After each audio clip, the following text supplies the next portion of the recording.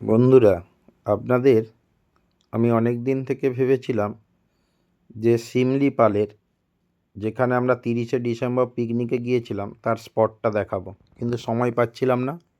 যদিও ক্যামেরাবন্দি করেছিলাম। আমরা 3টা বোলেরো নিয়ে এসেছিলাম, আর একটা ছোট গাড়ি ছিল। 4টা গাড়ি করে স্কুলের সমস্ত শিক্ষক শিক্ষিকারা এই ট্যুরে অংশগ্রহণ করেছিলাম। লুলুংয়ে ঢুকেই জঙ্গল দেখে আমি অবাক হয়ে গিয়েছিলাম। শুধু জঙ্গল নয়, ঝর্ণাও বিখ্যাত। উড়িষ্যার একদম বারিপাদা থেকে 35 থেকে 40 কিলোমিটার পথ আসলেই আপনি এই শিমলিপাল অরণ্যে প্রবেশ করতে পারবেন। তবে এখানে আসার অনেক নিয়ম আছে। আমরা অবশ্য শিমলিপালের জঙ্গলের ভেতরে ঢুকিনি, আমরা লুলুংয়ে পৌঁছেছিলাম। সেই লুলুংয়ে ঝর্ণার ধারে আমরা পিকনিক করলাম এবং আপনাদেরকেও সেই স্পটটা দেখালাম।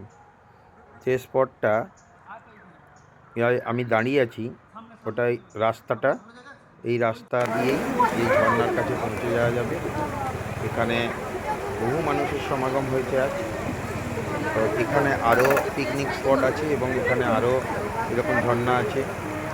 উদবুদিয়া, কুমারী, তারপরে শিমলিপাল অরণ্য রয়েছে। যাই হোক, আপনাদেরকে যতটা পেরেছি আমি আমার ক্যামেরা বন্দি ছবিতে দেখিয়েছি।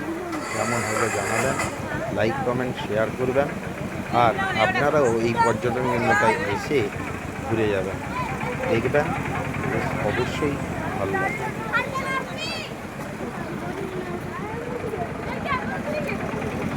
সবাইকে অসংখ্য ধন্যবাদ।